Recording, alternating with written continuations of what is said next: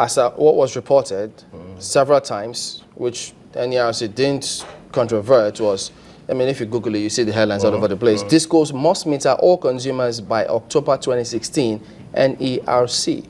And that was what Dr. Sam Amadi spoke to journalists about, wherein he explained that same CAPME, the Credit Advance Program for Metering implementation, wherein he said they had given them extra 12 months, and it goes on. After several deadlines they've been given, and they did not meet. But now you're saying it's different. So could you then tell us, so what exactly is the project or the purpose or the deadline for which if discos don't meter consumers, they forfeit the revenue from estimated billing system? One, under the CAPME, within 60 days, for those willing customers that advance the money, within 60 days of you not getting that meter, you are not going to be estimated nor disconnected. Under the new tariff order that we issued, which, like I said, gave a 1-year deadline, but we also are mindful of the fact that they signed a performance agreement with the distribution companies that gave them a 5 years. They've done 2 years. But what they've agreed with us, because we have to merge the two, is that within 2 years, they are going to wipe up the metering gap. Because they presented some issues. Like I said, within 60 days, both the consumers and the stakeholders have the right to petition to us and say, look, this aspect of the tariff order is wrong, or we feel it could be this way.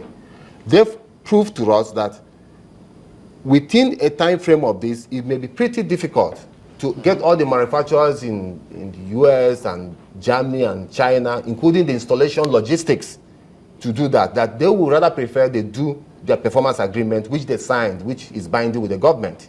So we're expecting that within 2 years, all the metering gap within the Nigerian electricity supply industry should be significantly taken off. Also, it now is 2 years. If they don't meter consumers by 2 years, they forfeit what? They can't collect revenue from any unmetered customer. Yes. And yesterday, or rather the report we just had, absolutely. The report we just had by Loretta Chergo, we saw the chief financial officer of Ikeja Disco saying they've been going around putting meters in homes and places. For NERC, because we still want to look at this deadline or the within a year, directive from the NERC, which is very key here. You get information from consumers, and the vibe you get is they would love to pay if they have the smart or the prepaid meters, isn't it? Yeah. Are you satisfied with what you have seen so far from the different discos in terms of metering of consumers? I must say the meter rollout did not meet the projections that we were looking at. There have been several projections now. Yeah, based on the projection. Okay. Based on even the projection that was done, the meter rollout as of then did not meet it. What was the projection? And what the different discos have different projections, so I can't say exactly. But what was fundamental to us, like as regulator, is to balance that interest of the Nigerian consumers and that of the operators. And then we found out that the tariff was not market realistic tariff. We've given them that tariff, and we're now insisting that whether they like it or not, since we've gotten the cost-reflected tariff, Nigerians paying that tariff must be rapidly metered, or within a certain period, you will get, aside from the fact that you forfeit your revenue, you will get punitive actions from the regulator. Because right now, we are now on a good pedestal to issue penalties to them. We did that to Abuja Distribution Company. We fined them 50 million for wrongful estimating some group of Nigerians, and they paid it and they complied it. But the thing about that is that now you say they have 2 years. So it means that many people will have to put up with paying this estimated billing system for 2 years. Now get my point. What I said clearly is that the tariff order clearly says 1 year. But the performance agreement they signed with the government gave a 5-year period, and they've done 2 years. It is even to the interest of the distribution company. They want to meter their customers. And in our engagement with them, they clearly said that they are likely to wipe off all this metering gap within 2 years.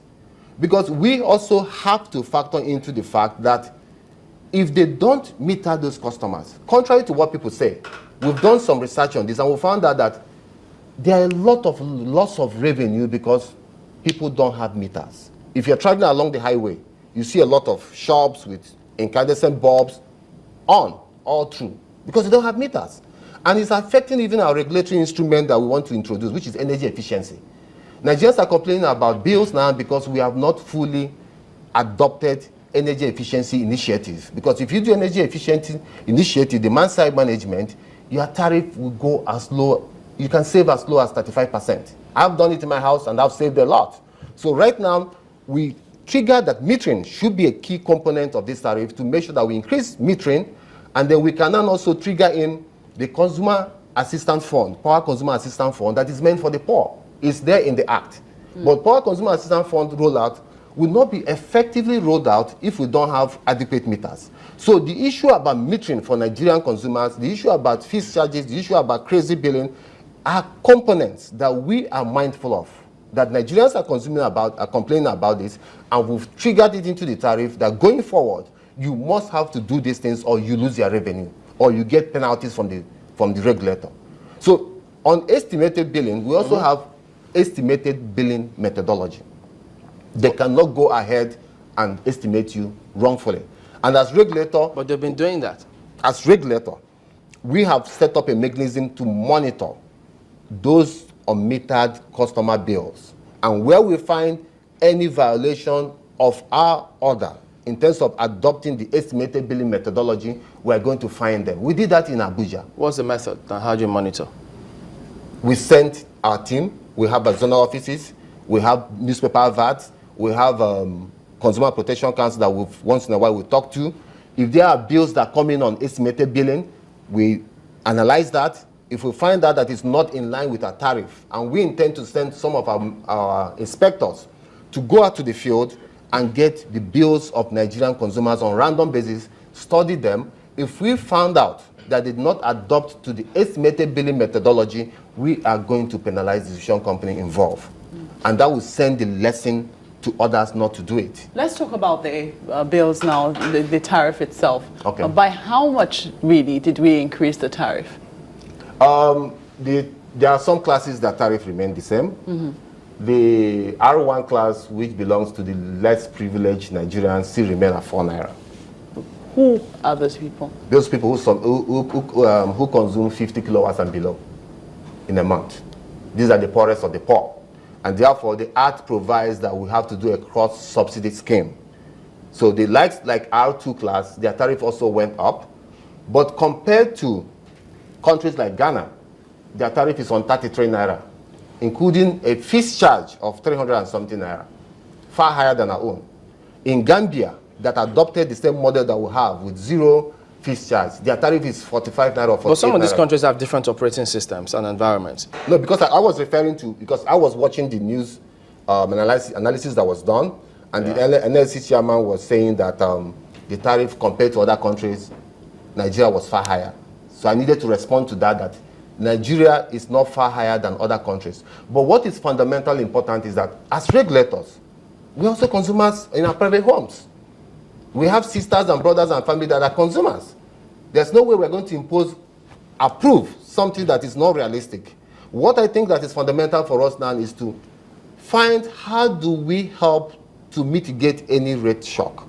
And what we came up with is the fact that as we emphasize so much on rapid metering, we should come up with energy saving mechanism.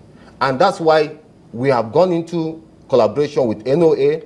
We just made Energy Commission of Nigeria. We are meeting Standard Organization of Nigeria. We are going to meet Rural Electrification Board and NESRA for us to have a coordinated energy saving drive that they did in Ghana. Please, and that was effective. Kindly let me interrupt you there, because you have this, you have talked about people who are not metered, and I think that that's majorly your concern. People who are metered, can control what it is that they consume. But for those who are not metered and have to live on estimated billing pending when they get meters, it is going to be very difficult for you to monitor how it is that they're being billed. Because if there's no electricity in a period, and they still get their bills, sometimes people don't complain, and these people will just suffer in silence. Is it possible that they can say, those who already have prepaid meters can, pay the increased bills? For those who do not have, maybe they stay on the old bill. Maybe that will provide an incentive for the metering. No, fundamentally, the most important is that we have to balance the market. To the extent that the tariff does not cover the cost of production and give them incentive to also improve on the infrastructure, then we are still postponing the doomsday. What's fundamental is that we are not going to monitor everybody's bill, but we will do random check. When you do random sampling, you are likely to see if there's any deviation on that. I should say likely. You know, when you do random sampling, you will see if there's any deviation on that. And we're embarking on consumer education. But my problem is this: when you finally find a discourse, it is not the consumers that get the benefit of that. It is NERC that benefits from that. How does that benefit the consumer? If we find the disco, yes, they refund the consumers. What we did to Abuja Disco, we identified the clusters that they did not do what they should do in terms of tariff classification, in terms of their billing. We find them and we say you must return back this money on credit back to these consumers. This is aside from penalty. This one you say you must give credit back to the consumers that you overcharge.